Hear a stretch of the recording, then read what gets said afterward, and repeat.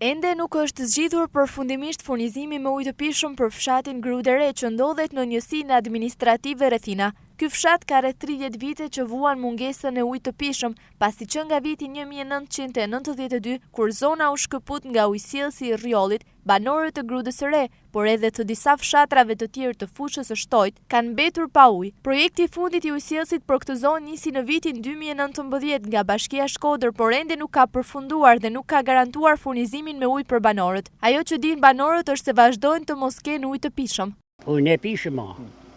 Ma zëmakës, që në vazhjet.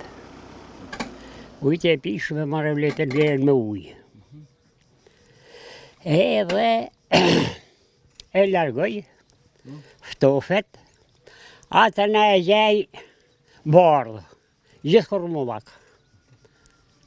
E gjej bardhë në ta. Ma atë nuk di ka me thonë. E blejmë për edhe ata, e ku bluëm ka dalë që ashtu. Ka pa këndë ujë, herë nisën me shite, kanale, sene, kënë mund të mbelën, bëri me datën që ka që uje. Uja s'for gja. Në në për ujtë, si këra pas. Ka pa shitën me hoxha, e vraftë e edhe ato. Si e ka vratë. Një ata ujë bile, një ata ujë rrjollit, por që dhjur në është rrjollit duhet për vetë aty në përsh.